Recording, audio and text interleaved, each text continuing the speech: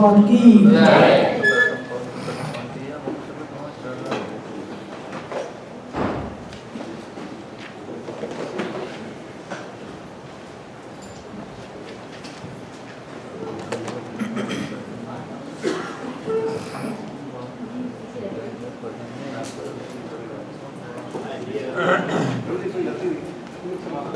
श्लोक नंबर 33 अध्याय नंबर 3 सदृष्टं चेष्टते स्वस्य प्रकृते ज्ञानमानति प्रकृतिं यान्ति भूतानि निग्रहं किं करिष्यति। ज्ञानी पुरुष भी अपनी प्रकृति के अनुसार कार्य करता है, क्योंकि सभी प्राणी तीनों गुणों से प्राप्त अपनी प्रकृति का ही अनुसरण करते हैं। भला दमन से क्या हो सकता है। हरे कृष्ण हरे कृष्ण।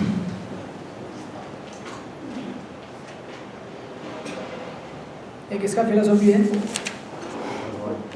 पता है आपको? हाँ? खाओ पियो मजा करो, ये फिलोसॉफी है। एक है फिलोसोफर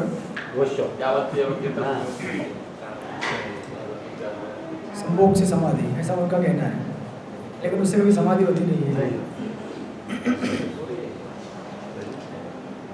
लेकिन ये श्लोक ऐसा बोलता है, लेकिन श्लोक ऐसा बोलता नहीं भी है।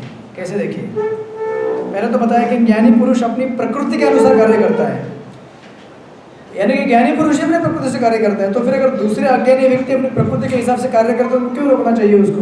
नहीं रोकना चाहिए ना, राइट? क्योंकि सभी प्राणी तीनों गुणों से प्राप्त अपनी प्रकृति का ही अनुसरण करते हैं। जो गाय रहती है घास खाएगी, शेर मांस खाएगा, राइट? और इंसान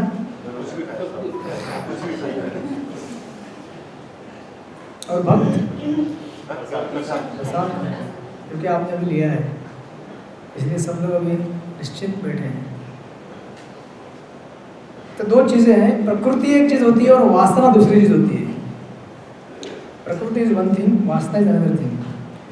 प्रकृति मतलब भौतिक तीन गुणों के संसर्ग से हमने जो भाव प्रकट धारण किया हुआ है। तो हमें से ऐसे कई लोग हैं, किसी के अंदर रजोगुण ज़्यादा रहेगा, किसी के अंदर सत्वगुण ज़्यादा रहेगा, किसी के अंदर तमोगुण ज़्यादा रहेगा, किसी के अंदर तिलक खिचड़ी रहेगा, मिक्स। जैसे वैश्य लोग तमोगुण और रजोगुण के मिश्रण से बने हुए होते हैं, और राजसिक लोग यानी कि क्षत्रिय लोग तमोगुण और सत्वगुण और रजोगुण के मिक्सचर से प्रोमिनेंट उसमें रजोगुण रहता है। बट हम सब लोगों में हम देखेंगे कि हम में किसी में कोई गुण ज़्यादा है, कोई कम है, राइट? आपको सबका अपना अपना गुण मालूम है, उसमें किसी का एनालिसिस मत कीजिए। इसको बोलते हैं प्रकृति। जो वर्णाश्रम में 4 विभाग बनाए गए हैं, ब्राह्मण क्षत्रिय ब्राह्मण क्षत्रिय शूद्र वैश्य, ये वर्ण बनाए गए हैं उसके उसके गुण के अनुसार है, प्रकृति के किस गुण में वो स्थित है, तो उसके अनुसार तुम्हें कार्य डेफिनेटली करना चाहिए। जो अगर ब्राह्मण मेंटालिटी का उसे ब्राह्मणिकल कार्य करना चाहिए तो सस्टेन कर पाएगा लंबे समय तक। जो अगर वैश्य मेंटालिटी का है तो वो वैश्य मेंटालिटी वाला कार्य करेगा तो लंबे समय तक सस्टेन कर पाएगा अपने आप को। अपनी सेवा में भी ऐसा होता है ना, तो आपको किसी को हमें शूद्र नहीं बोलना चाहिए कि शूद्र मेंटालिटी का है तो झाड़ू मारते रहो।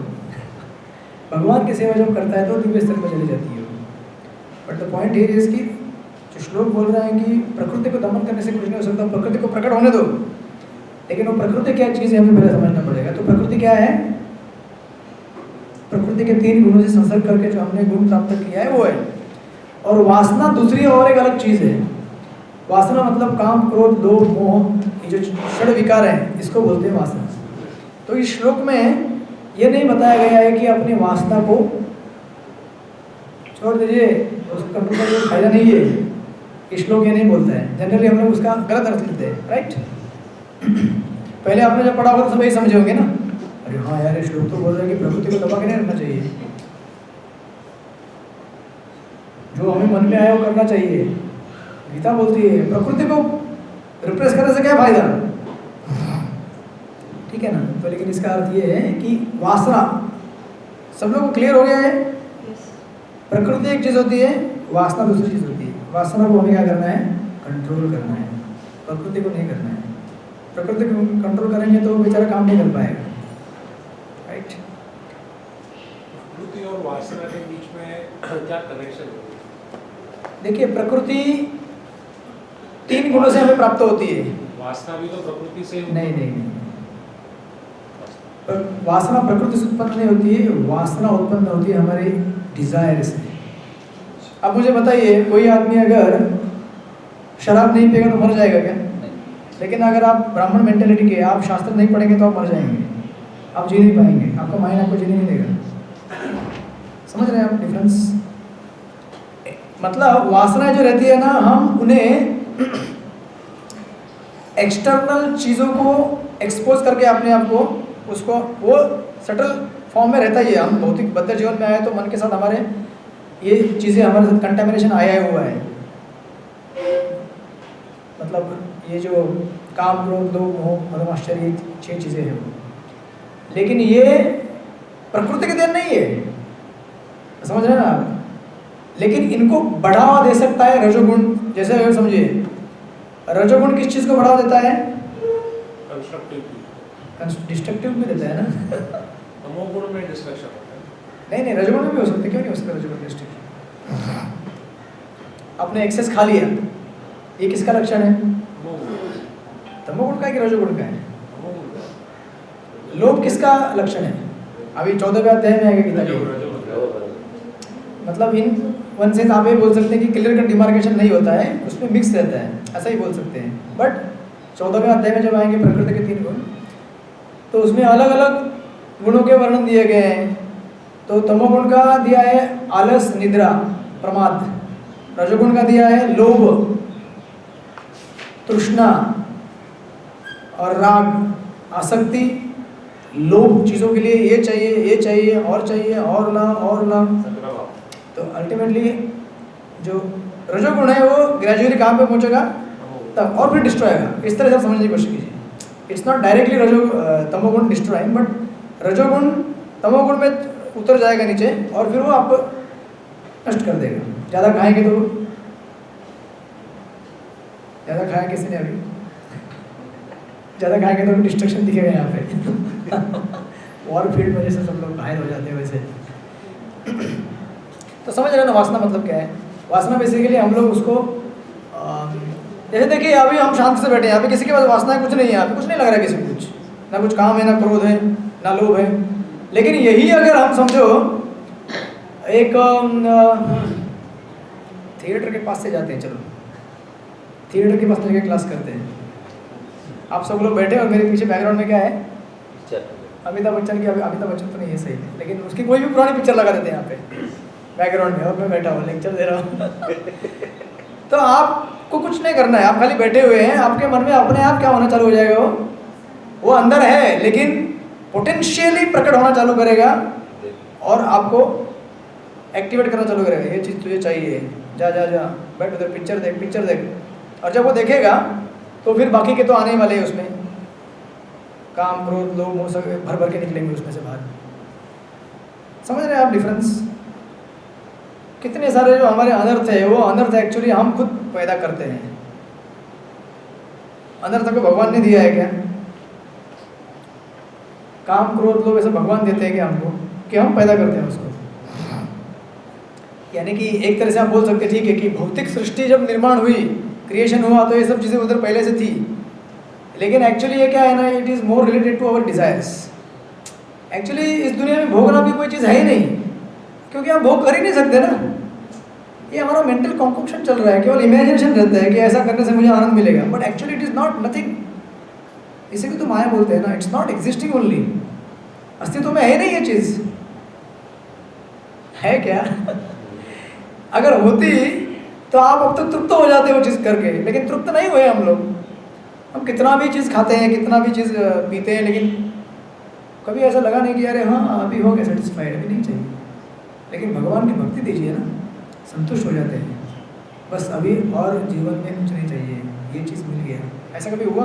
वासनाओं के साथ नहीं हुआ ना। तो वासना is more related to desires, basically material desires. और प्रकृति किससे रिलेटेड है? अपने स्वभाव से रिलेटेड है। बहुत ही ग्रेट डिफरेंसेस है यहाँ पे। अब आप बोलेंगे स्वभाव और प्रकृति दोनों कंफ्यूज कर रहे हैं हमको। किसी को कंफ्यूज कर रहा है? स्वभाव यानी कि आपका स्वभाव, किसी का स्वभाव है रेमेडिकल कार्य करने का, किसी का एडमिनिस्ट्रेटिव, किसी का लेबर काम करने का, हर किसी का अपना अपना प्रकृति और स्वभाव में क्या अंतर? स्वभाव को ही प्रकृति में बोल रहा हूँ। दो सिनोनिम समझ लीजिए, समानार्थक शब्द समझ लीजिए उसको। समानार्थक शब्द प्रकृति यानी कि स्वभाव, ठीक है। और वासना मतलब अनैतिक इच्छा है, समझ गए? तो इसमें आपके प्रकृति को सूट नहीं कर रहा है। देखो इसको बोलते हैं प्रकृति, समझ गए आप लोग? समझ गए कि नहीं? उनका प्रकृति क्या है? नहीं, लेकिन आपका प्रकृति क्या है? वात है, पीते, कफ क्या है? नहीं मालूम पड़ा, ठंडे लग रहा है। ठीक है, सूट नहीं कर, लेकिन आपको सूट कर रहा है। This is the difference. Simple example, उनके प्रकृति को सूट कर रहा है, इनको नहीं सूट कर रहा है, दैट इज प्रकृति। लेकिन अगर ये बोलेंगे मूवी लगाओ यहाँ पे, तो ये क्या है? वासना है। ये कब कर दीजिए, अभी एग्जांपल हो गया। मेरे पीछे क्या है इसका? इधर ही। तो होता क्या है इसमें? प्रॉब्लम ये है कि जो प्रकृति है वो हम धर्मों में ला सकते हैं, धर्म में कार्य धर्म के कार्य में ला सकते हैं प्रकृति को, वासना को नहीं ला सकते। समझ रहे हैं ना आप? इसीलिए भगवान बोले कि ये जो वासना है तेरे काम की नहीं है, इसको हटा दो बाजू में। प्रकृति इज हार्मोनाइजेबल विद धर्म बट नॉट वासना। वासना भी तो धर्म में हार्मोनाइज हो सकती है, शास्त्र में ये बताया है। हाँ बताइए काम कृष्णार्पण है।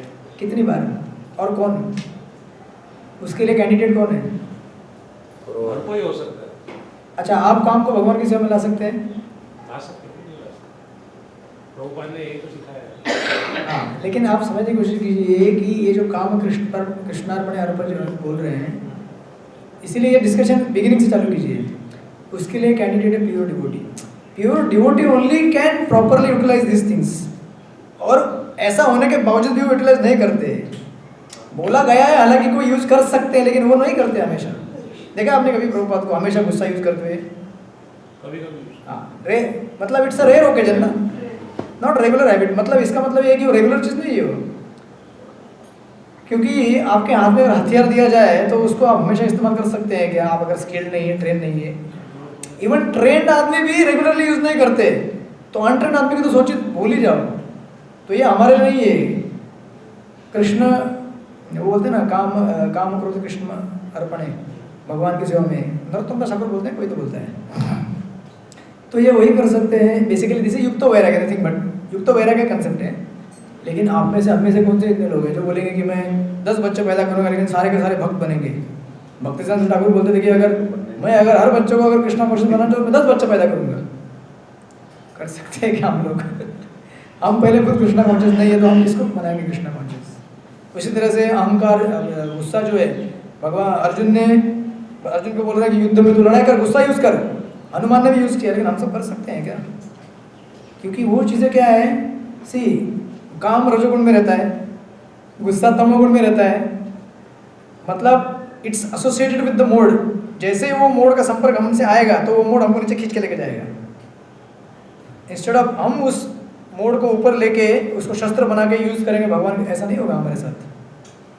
आप बोलेंगे कल से मैं सारे जितने भी नास्तिकवादी लोग हैं सबके ऊपर गुस्सा करने वाला हूँ, क्योंकि गुस्सा मैं भगवान की सेवा में इस्तेमाल करना चाहता हूँ। कितने लोग कर पाएंगे? नहीं कर पाएंगे। इसीलिए हमारे साधक लेवल पे ये जो स्टेज है, कर्मयोग का जो स्टेज चल रहा है यहाँ पे, प्योर डिवोटी कैन डू, शुद्ध भगवान का कर सकता है। लेकिन फिर भी वो लोग भी रेगुलरली नहीं करते वो सब चीज़। समझ रहे हैं ना? वो भी जब रेयर ओकेजन पे जब जरूरत पड़ेगा तभी। इसीलिए हम तो भूल ही जाओ।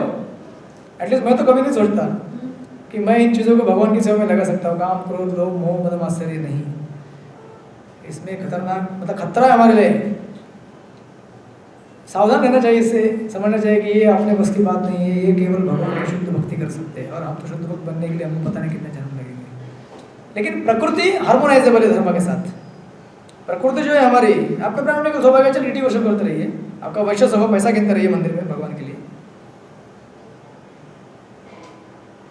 आपका क्षत्रिय स्वभाव है, रक्षा कीजिए मंदिर की, भक्तों के गार्ड बन जाइए। Like that. तो इस तरह से, क्योंकि अल्टीमेटली क्या है, हमारा जो साइकोफिजिकल नेचर है उसको हम डिनाई नहीं कर सकते। कर सकते हैं क्या डिनाई? आपका साइकोफिजिकल नेचर अलग है, मेरा अलग है, सब किसी का अलग है। उसको डिनाई करेंगे तो क्या होगा? भगवान बोल ही रहे हैं यहाँ पे ना, किधर गए? नंबर 33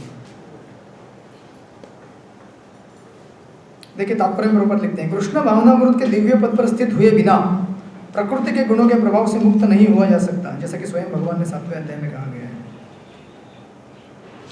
अतः सांसारिक धाराधार पर बड़े बड़े शिक्षित व्यक्ति के लिए केवल सैद्धांतिक ज्ञान से आत्मा को शरीर से पृथक करके माया के बंधन से निकल पाना असंभव है। समझ रहे हैं आप लोग? अभी आपको प्रभुपाद वासना को यहाँ पे कुछ नहीं बोल रहे हैं, मैंने आपको समझने के लिए वासना का डिफरेंस बताया कि आप लोग कंफ्यूज ना हो जाएंगे। अरे गीता में बतलाया गया है प्रकृति को दमन करने से कोई क्या होगा, चलो फिर कल से अंडे खाना चालू। ऐसा नहीं, वो वासना है और ये प्रकृति है। इस प्रकृति को भी भगवान क्या बोल रहे हैं प्रभुपाद कि केवल फिलोसॉफी जान के काम नहीं चलेगा। देखिए कैसे बढ़ेगा आगे तात्पर्य। अतः सांसारिक धरातल पर केवल हम सब क्या स्टडी किए हैं, मैं शरीर नहीं मैं आत्मा हूँ। तो अभी मैं क्या करूँगा, आज से आत्मा के स्तर पे जीवन जीऊंगा। अभी आत्मा के स्तर पे जीवन जीने मतलब आप क्या बोलेंगे, आत्मा क्या करता है? आत्मा को लेना देना नहीं है कुछ, घर गृहस्थी नौकरी है कुछ नहीं चाहिए। सुपरवाइजर किधर है? नहीं बाबा मैं तो जंगल में जाऊंगा, जंगल में जाकर मैं तपश्चर्या करूंगा। तो ऐसा नहीं हो सकता है, क्योंकि आपका प्रकृति अभी प्यूरिफाई नहीं हुआ है, मेरा भी नहीं हुआ है। क्या करना पड़ेगा हमको? हमारी प्रकृति को देखिए, अभी तात्पर्य प्रभुपाद का सिस्टमेटिक पढ़िए, देखिए आगे क्या बोलते हैं। आप मेरे नाम से ही चिट्ठी पा रहे हैं। क्योंकि आपकी प्रकृति मेरे को सूट करती है।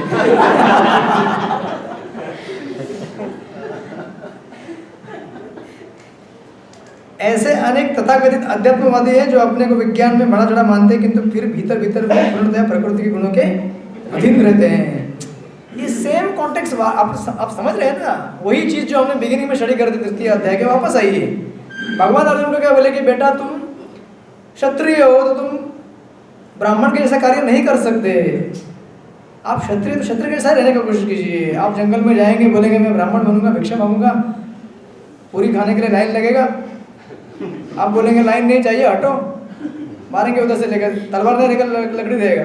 आपका नेचर प्रकृति को दमन नहीं कर सकते, लेकिन स्वभाव को, सॉरी वासना को कर सकते हैं। वासना क्या है वहां पे? बोलेगा एक पूरी मिलेगा, नहीं 4 पूरी नहीं, वो वासना है। ठीक है, एक पूरी मिल गया, निकल जाओ।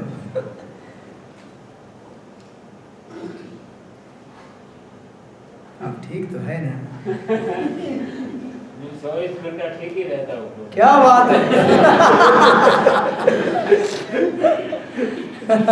आपकी प्रकृति एकदम फिट रहती है। तो इसलिए आगे बोल रहे हैं कि देखिए, किंतु क्या करते हैं वो भीतर से प्रकृति के गुण के अधीन रहते हैं, जिन्हें जीत पाना कठिन है। ज्ञान की दृष्टि से कोई कितना ही विद्वान क्यों न हो, किंतु भौतिक प्रकृति के दीर्घकालीन संगति के कारण वह बंधन में रहता है। कृष्ण भावना में उसे भौतिक बंधन से छूटने में सहायक होता है, भले ही कोई अपने नियत कर्मों के करने में संलग्न क्यों न रहे। अतः पूर्णतः कृष्ण भावना अमित हुए बिना नियत कर्मों का परित्याग। आगे वापस लाइन, सेम थीम जो हम बिगिनिंग से स्टडी करते आ रहे हैं। बिना प्योर ड्यूटी हुए हम काम क्रोध को भगवान की सेवा में नहीं लगा सकते। किसी को भी सहसा अपने नियत कर्म त्याग कर तथाकथित योगी या कृत्रिम अध्यात्मवादी नहीं बनना चाहिए। अच्छा तो यह होगा कि यथास्थिति में रहकर श्रेष्ठ प्रशिक्षण के अंतर्गत कृष्ण भावनामृत प्राप्त करने का प्रयत्न किया जाए। इस प्रकार कृष्ण की माया के बंधन से मुक्त हुआ। प्रभुपाद के तात्पर्य एकदम clear, straight to the point. Okay,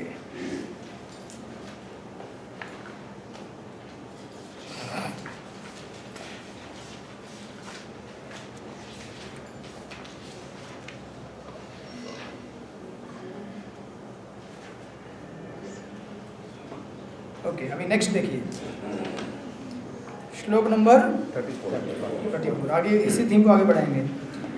इंद्रियस्येन्द्रियार्थसंगे रागद्वेषो वस्तुतो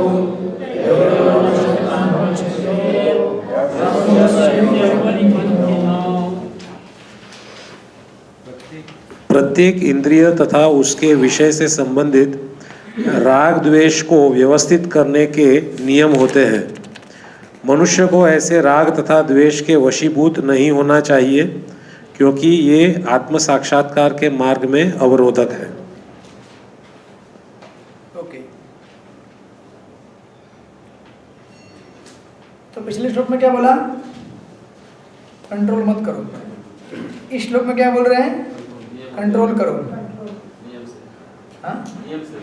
हाँ, बेसिकली अभी यहाँ पे भगवान बोलेंगे अनकंट्रोल भी मत छोड़ो और कंट्रोल भी मत करो। तो करो क्या? बीच का रास्ता, आखिरी रास्ता पीछे लगा। Of course holy name is the आखिरी रास्ता। पहले बीच का रास्ता देखते हैं, फिर होली नेम पे जाएंगे। बीच का रास्ता क्या है? बैलेंस। अभी प्रभुपाद के तात्पर्य इतने सिस्टमैटिक आगे बढ़ेंगे। अभी नेक्स्ट श्लोक में जाएंगे, इसका और एक ऊपर का लेवल बताएंगे। पहला लेवल क्या बताया? इसको कंट्रोल करने से नहीं होगा। सेकेंड लेवल बोल रहे इसको पूरा भी मत दबाइए, मतलब पूरा भी खुला मत छोड़िए। समझ रहे हैं ना आप? या तो पूरा भी दबाना नहीं है, पूरा भी नहीं छोड़ना है, बीच का रास्ता।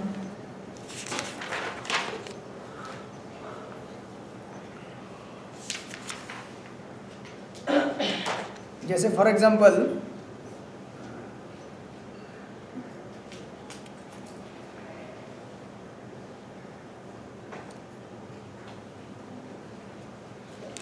पीछे जो मैंने बताया था आपको चीज़ को 1 घंटे पहले, क्या बताया था?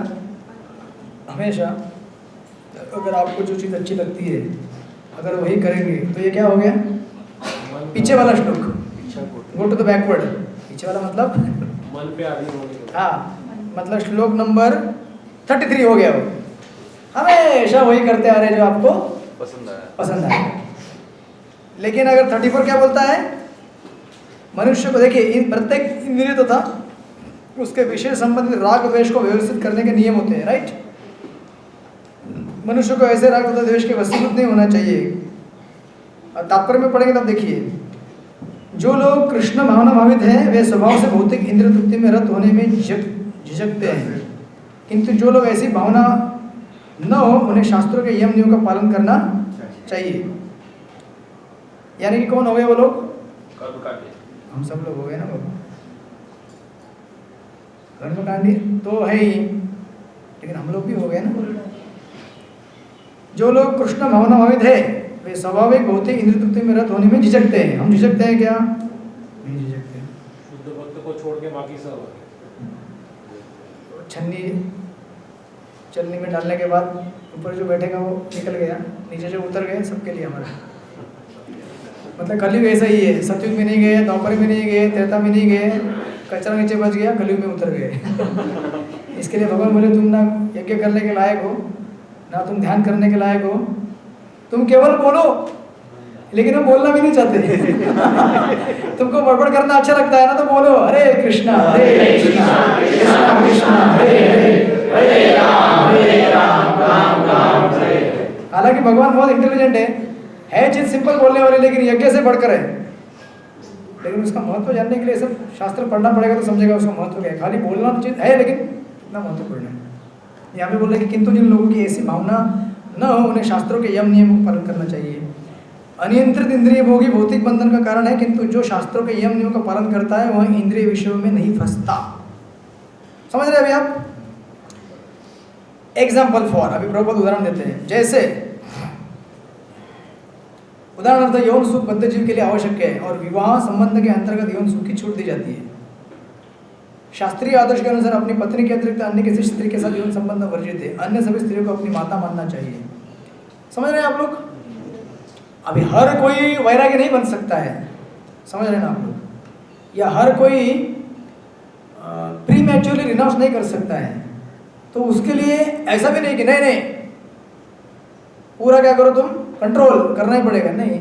या फिर ऐसा भी नहीं, ठीक है नियंत्रित नहीं कर सकते ना, मजा करो, घूमो, नहीं ऐसा नहीं। आप क्या करो, विवाह करो, यज्ञ करो, एक प्रॉपर स्पिरिचुअल मास्टर के गाइडेंस में आप जीवन जियो। समझ रहे हैं आप लोग? पिछला श्लोक बोलता है, ये श्लोक बोलता है नहीं, खतरा है पूरा खुला। क्या खतरा है अभी आगे देखिए।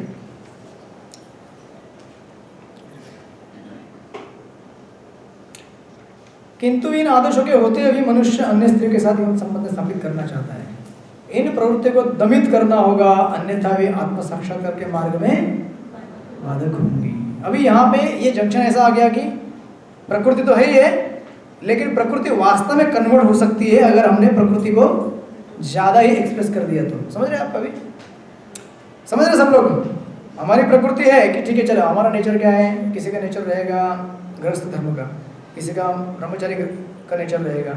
अभी गृहस्थ का नेचर है, इसका अर्थ ये नहीं कि आप फिर दो प्रकार के गृहस्थ रहते हैं ना, आपने सुना होगा, गृहमेधी और गृहस्थ। तो गृहमेधी मतलब सारे सेंसेस को खुलेआम छोड़ दो, जितना खाना है खाओ, जितना सोना है सो, नहीं ऐसे नहीं, रेगुलेटेड। इसमें ये जो वर्ड है इन प्रवृत्तियों, ये किसके लिए प्रयुक्त हुआ है? मतलब इन प्रवृत्तियों को, काम क्रोध लोग, बेसिकली अभी देखिए ये मिक्स हो गया यहाँ पे आके। पहले मैं क्या बोला था, प्रकृति बोल रहा था। तो जो व्यक्ति अगर उसकी प्रकृति है ब्राह्मणिकल, तो वो सुटेबल कैंडिडेट है थोड़ा सा ब्रह्मचारी बनने के लिए, राइट, क्योंकि सेंस कंट्रोल है। लेकिन जो व्यक्ति अगर क्षत्रिय है तो वो क्यों, अगर वो बोलेगा नहीं हमें वैरागी बनना है, उसके लिए कठिन होना मार्ग है। तो ऐसा व्यक्ति है, उसको कहा गया है कि तुम क्या करो, ठीक है आप भक्ति करनी है ना, तो भक्ति करने के लिए केवल एक ही तरीका थोड़ी है कि सब वैरागी बन जाए। भक्ति तो घर में भी रह के की जा सकती है ना, विवाह कीजिए, लेकिन साथ में उस समय जो अपनी प्रवृत्ति है एक गृहस्थ लाइफ जीने की, उस प्रवृत्ति को वाइल्ड मत बनाइए, कंट्रोल इट, कंट्रोल, समझ रहे आप? तो उसमें अगर आपकी प्रकृति को आपने बहुत ही खुला छोड़ दिया तो क्या हो जाएगी, एक दिन वो पूरी तरह वासना में बदल जाएगी, समझ रहे हैं ना? प्रभु जी, श्लोक में जो है बला दमन से क्या हो सकता है, तो फिर किसका प्रवृत्ति कैसे कबूल है? वहां पे मैंने समझाने के लिए बताया था कि प्रकृति अलग होती है, वहां समझ गए आप? वहाँ समझ गए, लेकिन यहाँ तो वासना था। हाँ, इसलिए बोला गया क्योंकि प्रकृति को ही हमने अगर एकदम खुला छोड़ दिया तो वो वासना में कन्वर्ट नहीं हो सकती क्या? हो सकती है ना। अगर समझो आपने हर कोई चीज़ ऐसा खाना चालू कर दिया जो भगवान को भोग नहीं लगाया हुआ, तो धीरे धीरे आपके मांस खाना चालू नहीं करेंगे। बताइए आप में से कितने लोग एश्योर्ड देते हैं कि, क्योंकि वो चीज़ ही ऐसा है कि आपको डाइवर्ट करते करते करते करते करते वहाँ लेके जाएगा जहाँ पे आपके सारे नियम टूट जाएंगे। समझ रहे हैं आप? सब कुछ सबको समझ में आ रहा है? अभी देखिए आगे क्या बोलते हैं। अभी ये प्रभुपाद तात्पर्य का इतना अच्छा तात्पर्य है, ये कितना नंबर पढ़ रहे हैं हम? 34 नंबर ना। अभी प्रभुपाद तो इसके भी आगे जाते हैं। देखिए इसलिए कहा जाता है कि भगवान के भक्त जो रहते हैं वो भगवान से भी कृपाशाली रहते हैं। यानी कि वो ऐसी चीज़ प्रभुपाद बोलेंगे जो भगवान भी नहीं बोल रहे हैं। क्या बोलेंगे? देखो ऑफकोर्स भगवान बोलेंगे कई अलग अलग जगह पे, लेकिन यहाँ पे ये फ्लो में इन प्रवृत्तियों को दमित करना होगा, अन्यथा वे आत्मसाक्षात्कार के मार्ग में बाधक होंगी। जब तक यह भौतिक शरीर रहता है तब तक शरीर की आवश्यकताओं को यम नियमों के अंतर्गत पूर्ण करने की छूट दी जाती है, राइट?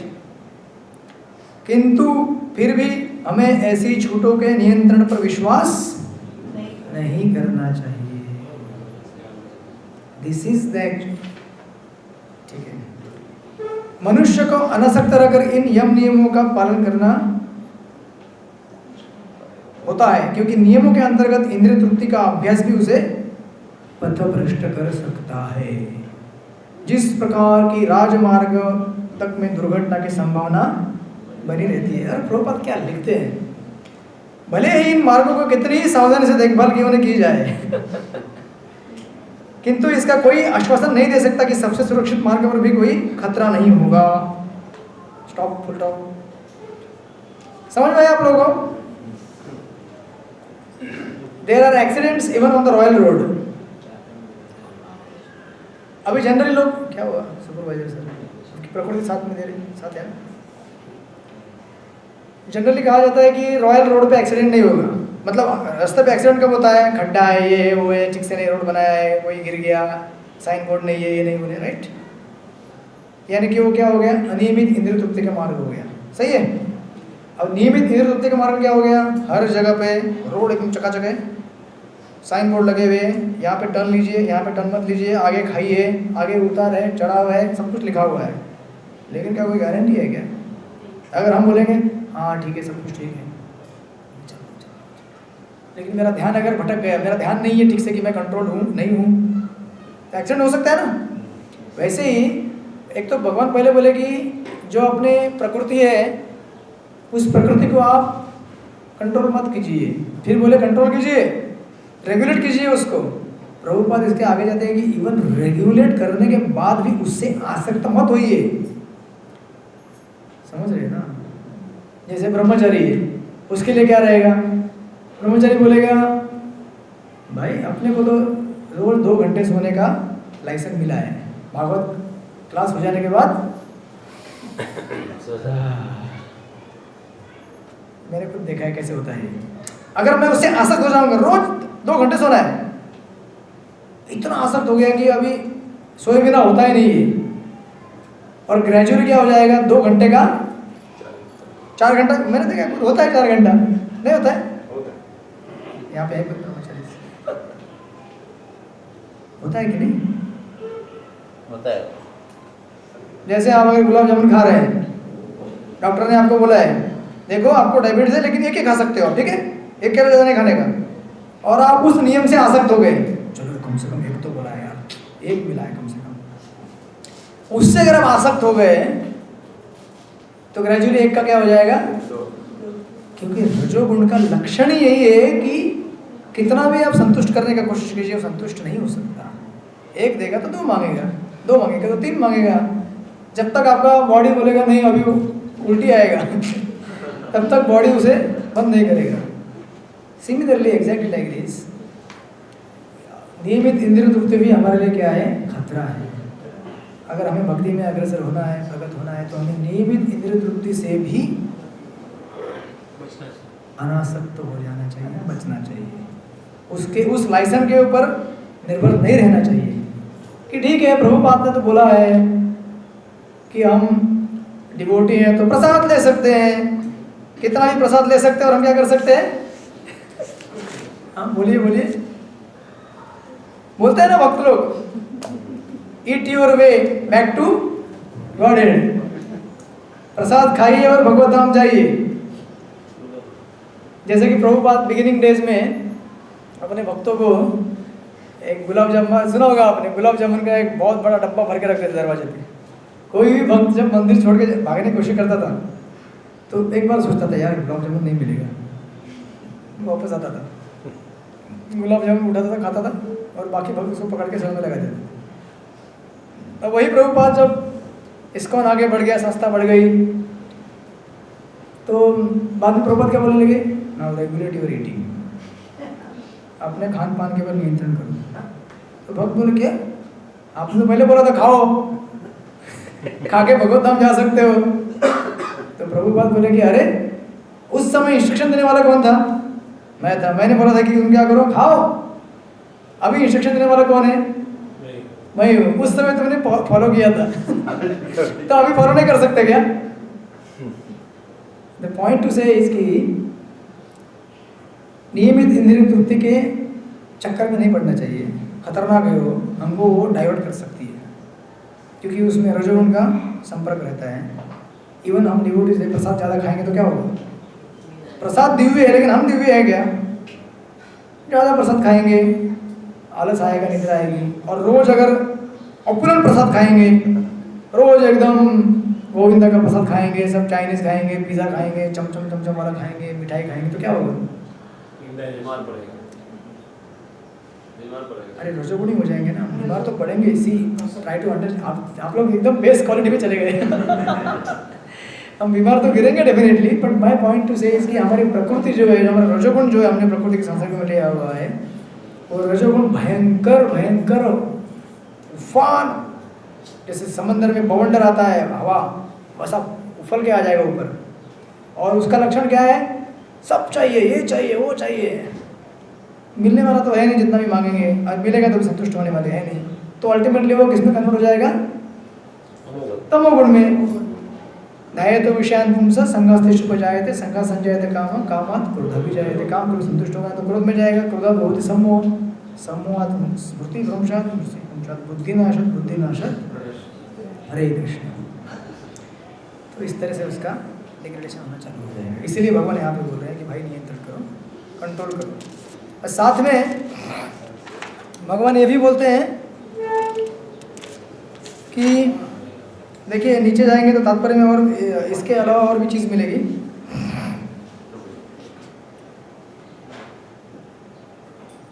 भौतिक संगति के कारण अत्यंत दीर्घकाल से इंद्रिय सुख की भावना कार्य करती रही है। अतः नियमित इंद्रिय भोग के बावजूद भी गुमराह होने की हर संभावना बनी रहती है। अतः सभी प्रकार के से नियमित इंद्रिय भोग के लिए किसी भी आसक्ति से बचना चाहिए।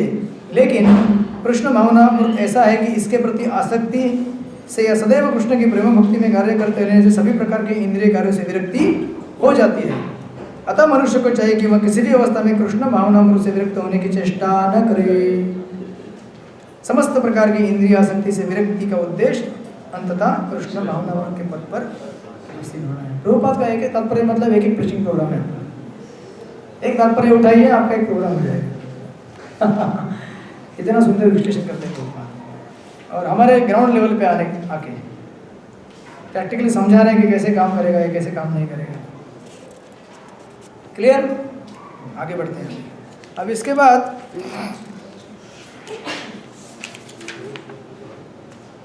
श्रेयान् स्वधर्म विगुण परधर्म स्वइष्टता स्वधर्मे विगुणं श्रेय परधर्मो भयावह। अपने नियत कर्मों को दोषपूर्ण ढंग से संपन्न करना भी अन्य के कर्मों को भलीभांति करने से श्रेयस्कर है। स्वीय कर्मों को करते हुए मरना पराये कर्मों में प्रवृत्त होने की अपेक्षा श्रेष्ठतर है, क्योंकि अन्य किसी के मार्ग का अनुसरण भयावह होता है। क्लियर है ट्रांसलेशन? तात्पर्य में आइए यहाँ पे बीच में, जब मनुष्य प्रकृति के गुणों के वशीभूत हो तो उसे उस विशेष अवस्था के लिए नियमों का पालन करना चाहिए, उसे अन्यों का अनुकरण नहीं करना चाहिए। वही पिछला तात्पर्य जो है कंटिन्यू हो रहा है यहाँ पे। बोल रहे हैं कि उदाहरणार्थ सतोगुणी ब्राह्मण कभी हिंसक नहीं होता, किंतु रजोगुणी क्षत्रिय को हिंसक होने की अनुमति है। इस तरह क्षत्रिय के लिए हिंसा के नियम का पालन करते हुए विनष्ट होना जितना श्रेष्ठकर है, उतना अहिंसा के नियम का पालन करने वाला ब्राह्मण का अनुकरण नहीं। समझे? लेकिन साथ में ही क्षत्रिय के अंदर अगर गुण है अहिंसक बनने का, इसका मतलब ये नहीं कि वो धर्मों के नियम के अंदर में हिंसा कर सकता है। समझ रहे हैं ना? सेम एग्जांपल मैं रिपीट कर रहा हूँ बार बार अलग अलग एंगल से। अर्जुन क्या है? क्षत्रिय है, उसे हिंसक बन सकता है, उसके अंदर प्रोपेंसिटी है क्षत्रिय लड़ाई करना, मार काट करना, लेकिन वो किसके अंडर में करना है? शास्त्र के नियम के अंडर में करना है। लेकिन फिर भी उस प्रभुपाद बोलते हैं कि उसके कंट्रोल में नहीं आना है, उस आसक्ति के अंदर में नहीं आना है कि मैं क्षत्रिय को मार सकता हूँ, ठीक है, महीने में इतने लोग मार सकता हूँ, इतने शत्रु मार सकता हूँ। समझ रहे आप कि नहीं समझ? कंफ्यूज है? लेकिन आज के प्रैक्टिकल लाइफ में इसको कैसे समझा जाएगा? वर्णाश्रम जैसा कोई पद्धति है ही नहीं, तो हमारे लिए स्वधर्म एक भक्त के रूप में तो समझ में आता है। तो यहाँ पे जो बताया गया प्रकृति के नियम के हिसाब से लीजिए ना एग्जाम्पल। आप बोले ना आपको क्या पसंद है? प्रचार, हाँ, लेकिन इसका मतलब ये नहीं कि आप इससे आसक्त हो जाएंगे। आपको कल बोलेंगे झाड़ू मारो, तो आप झाड़ू मारने के लिए रेडी होने चाहिए। समझ रहे हैं ना? आप अपने लेवल पे आप प्रचारक है, आपको प्रचार करना अच्छा लगता है, झाड़ू मारना अच्छा लगता है। लेकिन अगर आपको बोलेंगे गुरु महाराज आके चलो, आप किसी प्रोग्राम के लिए जा रहे हैं और तैयारी कर रहे हैं, लेकिन गुरु महाराज बोले झाड़ू मारो,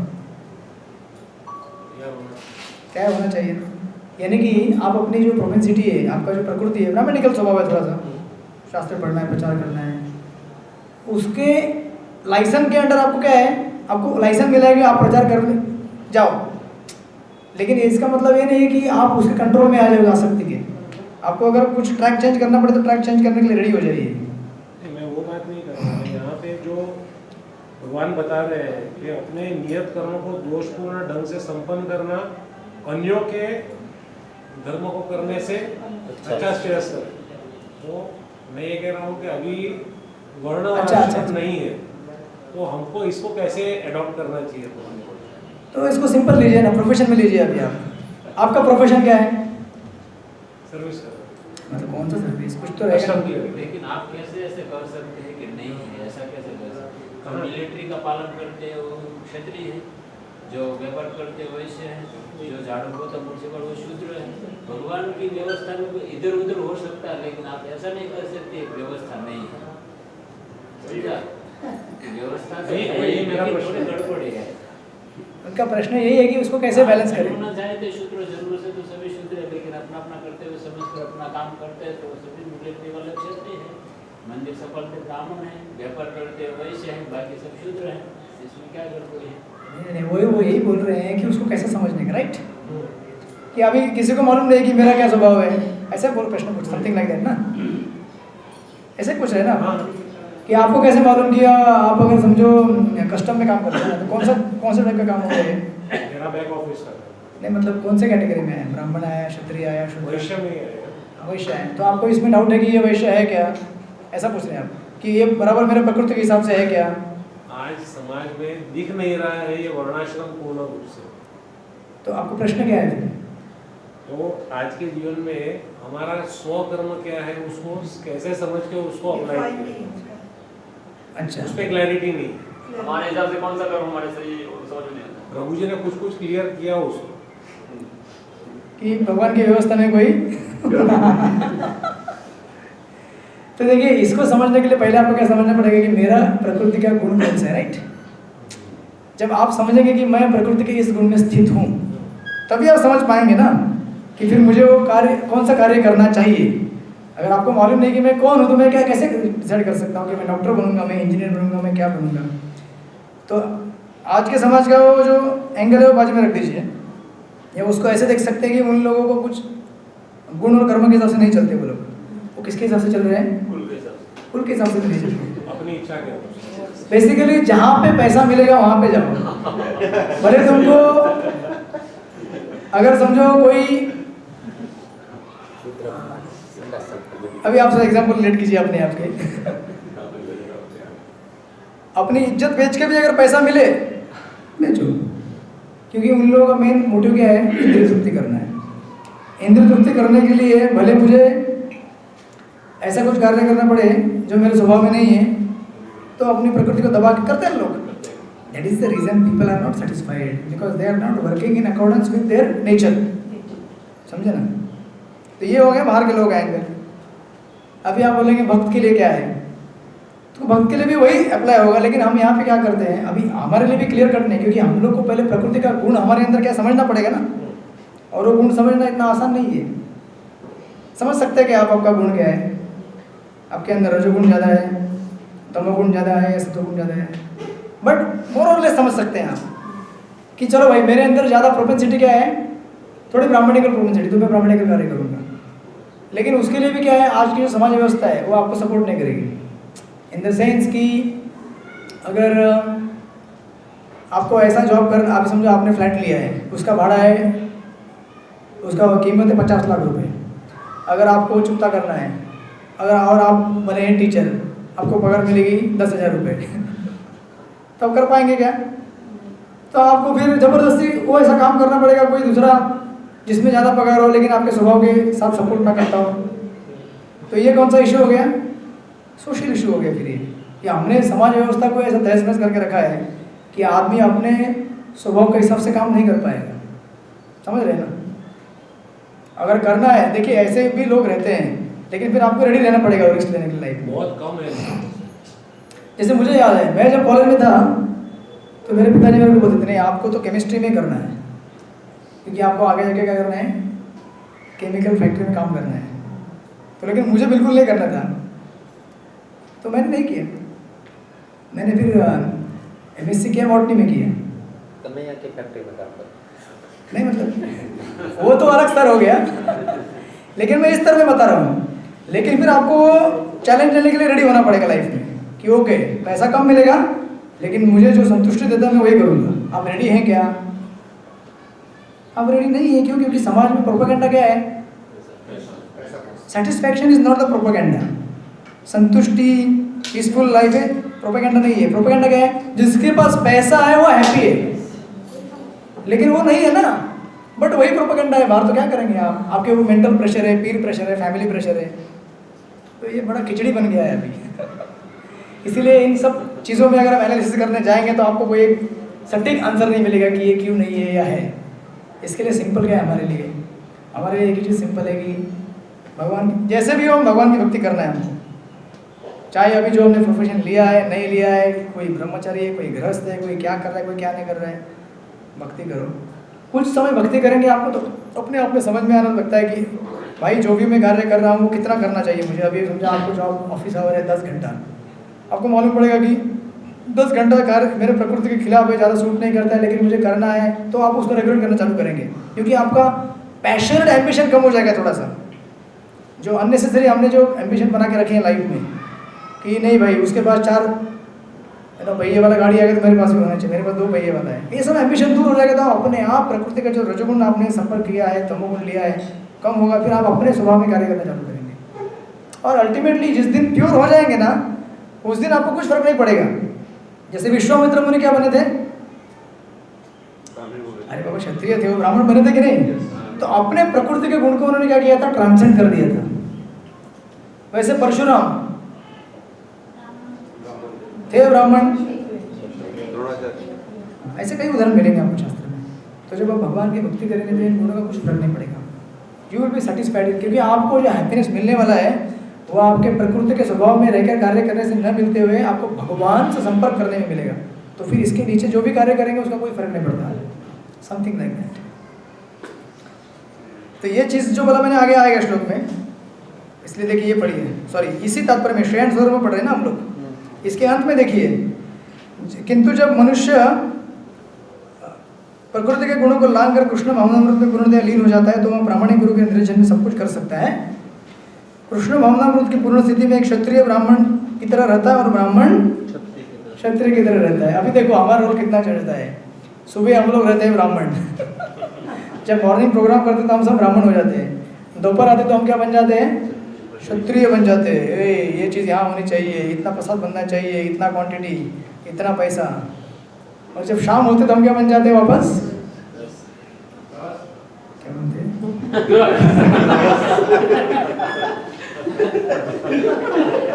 अरे ग्रस्त तो दिन भर ही है ना। उसका नाम क्या है? मैं आश्रम नहीं बोल रहा हूँ, वर्ण बोल रहा हूँ। सुबह हमारा वर्ण रहता है ब्राह्मण का, दोपहर होते होते हम लोग क्षत्रिय बन जाते हैं, शाम होते होते हम शायद शूद्र बन जाते हैं, फिर वापस सोचते हैं अरे प्रचार के लिए जाना है। जब सोते तो हम शूद्र हो जाते हैं, 2 घंटा सो जाता हूँ मैं, फिर ब्राह्मण के लिए चलते हैं, अभी प्रचार के लिए जाना है, जोश होता है, फिर ब्राह्मण बन जाते हैं, फिर हम वापस शूद्र बन जाते हैं, फिर सुबह वापस ब्राह्मण बन जाते हैं।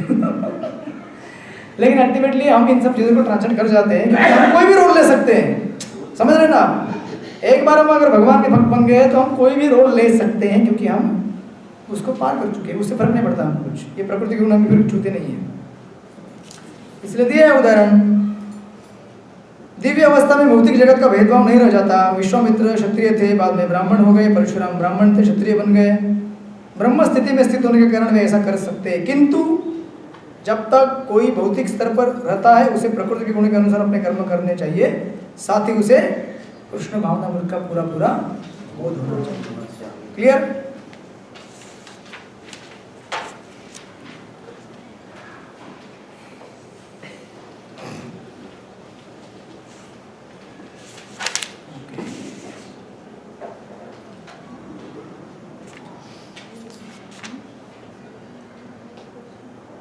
तो पिछले 1 मिनट, ये श्लोक कितना नंबर का था? 35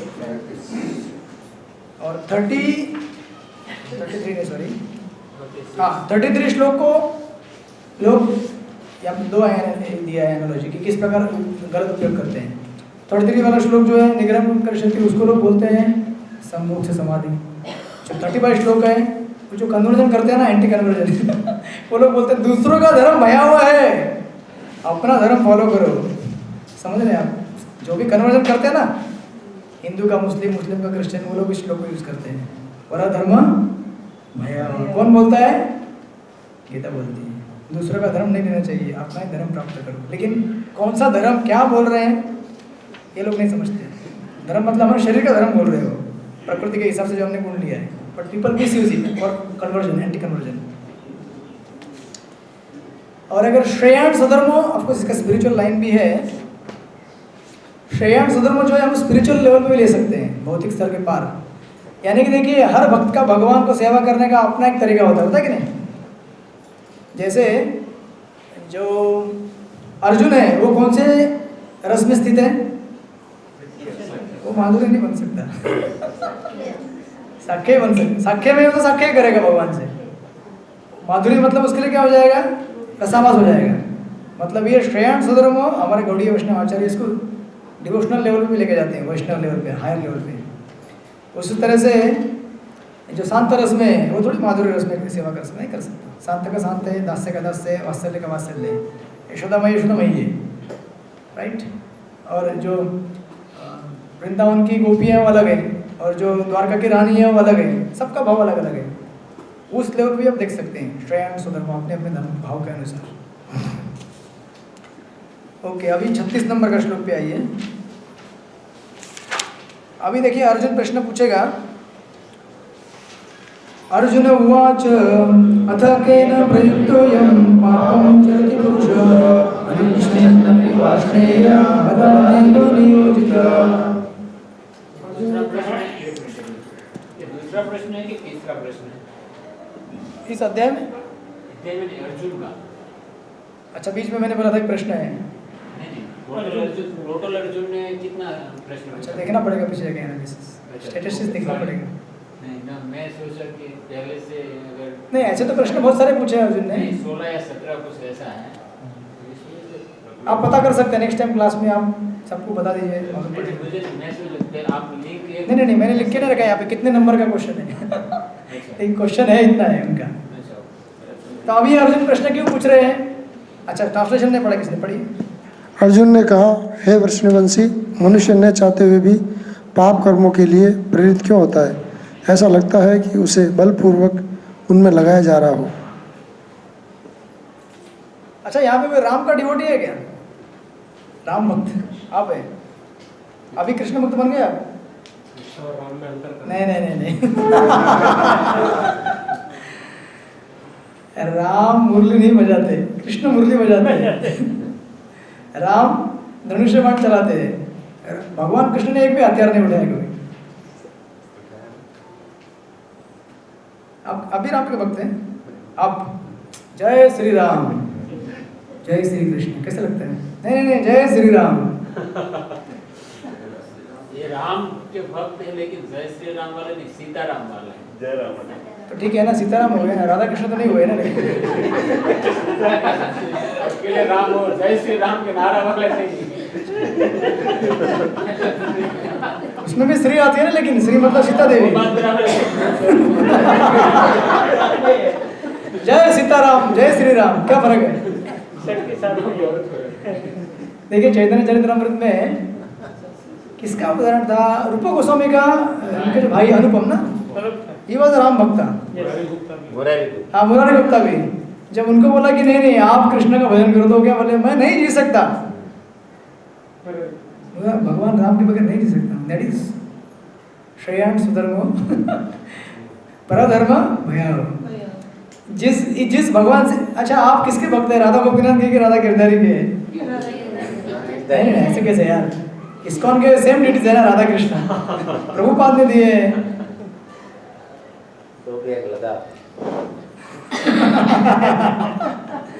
तो मैं किसका भक्त हूँ? मैं तो राधा गोपीनाथ, राधा गिरधारी का नहीं हूँ। क्या भावना है? अरे जो भी है, लेकिन अपना स्वभाव के अनुसार स्वभाव के अनुसार आध्यात्मिक स्वभाव आ गया ना उसमें। स्वभाव आ गया, लेकिन यहाँ तो धर्म की बात है। वो तो मैं वही आध्यात्मिक स्तर पे बता रहा हूँ। भौतिक स्तर पे ऐसा होता है, आध्यात्मिक स्तर पे वैसा होता है। यहाँ पे सिर्फ इष्ट देव का अंतर है।